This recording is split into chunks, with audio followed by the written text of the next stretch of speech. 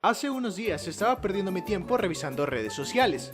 Ya saben, lo típico de los adolescentes, pasar horas y horas frente a la pantalla de un celular mirando las cosas que tus compañeros comparten. Pero hubo algo que me llamó la atención enormemente. Mientras bajaba encontré un meme muy curioso, donde un gato salta a la cabeza de un perro con el sonido de un headcrab de la saga Half-Life. El video dura apenas 4 segundos, pero me intrigó mucho la idea de que alguien sin conocimientos profundos de videojuegos, aparte de lo casual y del ámbito móvil, le gustase tanto este meme como para compartirlo. Bueno, debo admitir que por sí solo, el meme se defiende bastante bien. Además, he tenido la oportunidad de ver cómo las personas sin conocimiento sobre los videojuegos comparten memes sobre estos, sin siquiera saberlo. Obviamente son el tipo de memes que cualquiera puede entender por su simpleza. A diferencia de otros memes como este,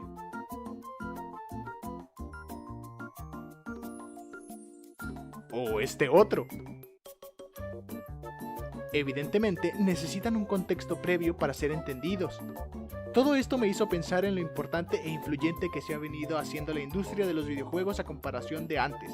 Pero, ¿por qué? ¿De dónde viene todo esto? ¿Cómo comenzó todo esto?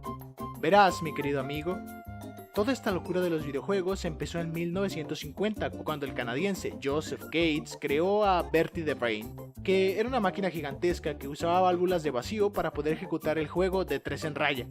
Tras la creación de los primeros ordenadores personales, o por su abreviación PC, conocidos como los Kenbag 1, tendrían que pasar 8 años para que el videojuego por fin comenzara a convertirse en un hobby accesible para todas las personas. Es aquí donde entramos a la época dorada de los videojuegos, siendo el videojuego Pong el dador de inicio a lo que hoy conocemos como la industria del videojuego. Con la popularización del videojuego como medio de entretenimiento, muchas empresas buscarían la manera de conseguir una deliciosa tajada del pastel que representaba esta, para ese entonces, nueva industria de los videojuegos. Muchas de esas tendrían éxito y de entre ellas podemos destacar a la conocida por su icónico declive, Atari. Atari fue una de las primeras empresas en incursionar en la industria, siendo pionera en la misma. Todo esto comenzaría con un grupo de amigos nerds que gustaban hablar de ciencia ficción, y de más en particular, Star Trek. Uno de nuestros protagonistas se cansaría de hablar de las apasionantes historias que su serie favorita proponía, y comenzaría su propio viaje de conquista del espacio, a través de un videojuego.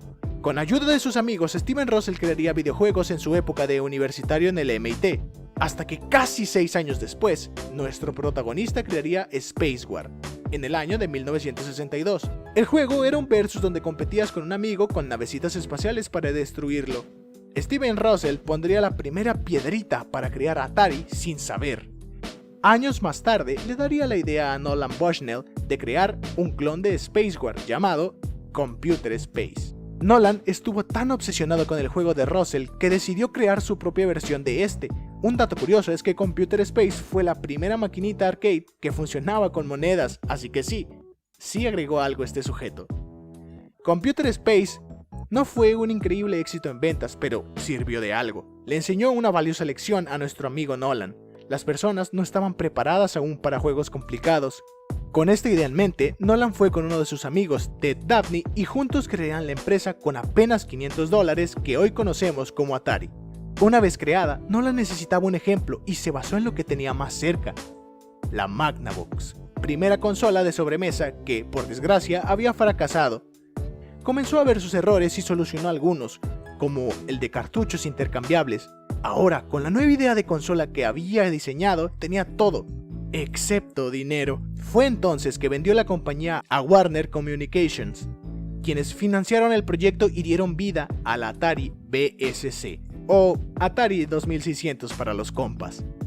Aunque en un principio las ventas serían bajas porque a las personas les costó adaptarse a la nueva idea de los cartuchos intercambiables, pronto todo comenzaría a cambiar para este par de amigos, quienes por el momento comenzaron a ganar un buen dinero. Es aquí donde iniciamos la era de oro de los videojuegos, que dura desde finales de los 70s a principios de los 80s, terminando abruptamente en 1983. Pero, ¿por qué terminó? Bueno, mi querido espectador, estoy a punto de resolver esta incógnita. Todo iba viento en popa para los de Atari, tanto que se confiaron y dejaron entrar videojuegos de muy mala calidad a su sistema. Esto desprestigió a la empresa y a los videojuegos en general. Oh sí, de aquí viene este nefasto dicho que dice, los videojuegos solo son para niñitos.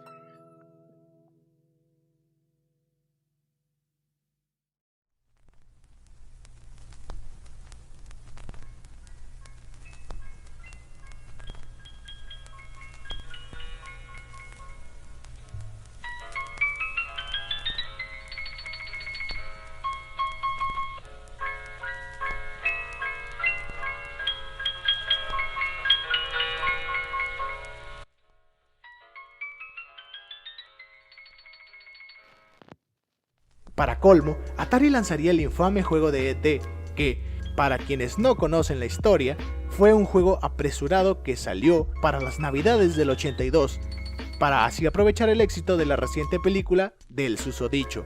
El juego salió terriblemente mal y despidieron a Nolan de su empresa, y fue entonces que el videojuego, con su gran impacto, comenzó a morir abruptamente por los fallos y la mala calidad de los juegos, entrando a una época oscura donde las personas pensaron que los videojuegos serían una moda pasajera. Todos los cartuchos de E.T. están enterrados en el desierto de Arizona. Los videojuegos pasaban por una época oscura y casi terminaban de morir en Occidente, pero del otro lado del charco, en Japón, había una empresa que estaba revolucionando la industria con su consola. Esta empresa se llamaba Nintendo. Y lo estaban haciendo muy bien con su Famicom. Nuestros amigos nipones estaban deseosos por entrar en territorio extranjero, pero aún había dudas por la reciente caída de Atari, hasta que en 1985 nuestra empresa nipona decide entrar en el mercado occidental con su, para aquel entonces flamante, Nintendo NES, que era básicamente una reedición de su consola Famicom. La NES rompió todas las expectativas de los jugadores de aquel entonces y volvió a poner el interés en los videojuegos. La NES llegó para salvar al videojuego en Occidente. Esta historia es sumamente impresionante porque hasta parece de esas historias que tienen un giro de trama donde al último sale el personaje más chetado a salvar a los más débiles. Independientemente de si Nintendo es una buena o mala empresa hoy en día, es innegable que esta salvó a la industria en el último momento y quién sabe si todo sería igual, quizá joyas occidentales como Half-Life jamás hubieran salido. Gracias al bufo que Nintendo les dio a los juegos de ese entonces, nuevas empresas empezaron a tener interés por los videojuegos. Nintendo siguió sacando sus consolas y tuvimos consolas icónicas de la gran N, tales como la muy amada Nintendo 64 o la Super NES, que llenaron a los jugadores de los 90 de ilusiones por lo que deparaba el futuro. Como había dicho antes, nuevas empresas incursionaron en la escena de los videojuegos, tales como Sony con su PlayStation y quienes en un futuro tendrían una larga lucha con Nintendo. Con esta nueva prosperidad, los videojuegos se hicieron mucho más conocidos por las personas y con ello aumentaron las capacidades de producción, saliendo obras maestras que cambiaron estándares de la industria de los videojuegos que casi venían siendo obligatorios.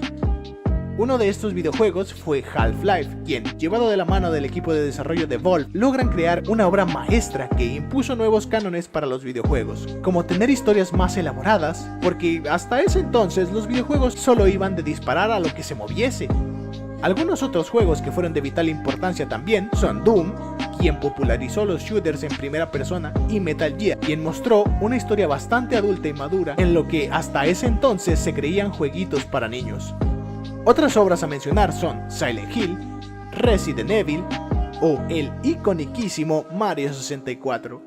Pero no todo sería miel sobre hojuelas. Con este gran auge vinieron las críticas y burlas a los jugadores de esa época. Muchos jóvenes de esa época sufrieron acoso por parte de sus compañeros solo por disfrutar de los videojuegos como hobby. Los medios de comunicación de la época se pusieron rápidamente a la defensiva y comenzaron a atacar a los videojuegos de manera muy agresiva.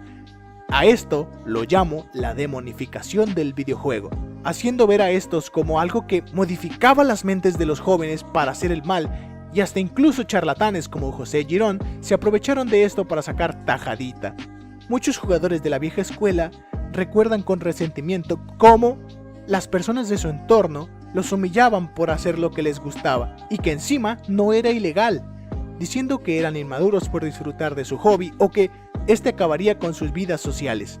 Algunos recordamos con cariño cuando nos escapábamos para ir a jugar al arcade más cercano y así disfrutar de nuestra actividad sin ser juzgados por los padres o por las demás personas. Hey, ya te vi, esos 10 pesos son para las tortillas.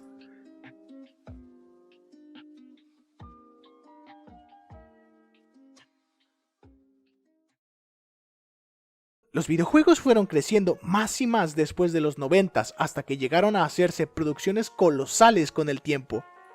Con el tiempo, nuestro hobby favorito ha sido más aceptado por los demás y menos demonizado. En este punto, los videojuegos se volvieron parte del día a día de muchas personas, casualizándose y llegando a los teléfonos móviles donde cualquiera podía jugar. Consolas familiares como Nintendo Wii también ayudaron con esto. Y así, la comunidad gamer que tanto queremos fue extendiéndose hasta el punto de ser algo colosal e incalculable. Incluso las personas que en su día hicieron desprecios a los videojuegos ahora los juegan, dándoles una lección importante. Los videojuegos ahora son tan influyentes que están en todos lados. Millones de personas a través de todo el mundo se conectan a través de ellos cada día y millones de memes son compartidos por personas que ni siquiera conocen el origen de los sonidos o de los contextos de estos. Todo parece indicar que los videojuegos se quedarán por mucho tiempo, y su amigo Ram solo puede decir que eso le da una increíble felicidad.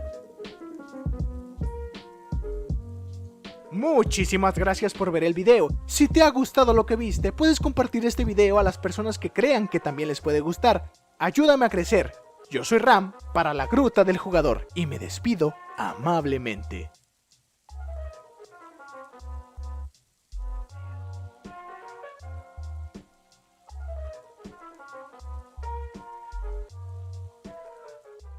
Justo estaba terminando este video cuando me doy cuenta de que ya casi estamos en el mes del horror.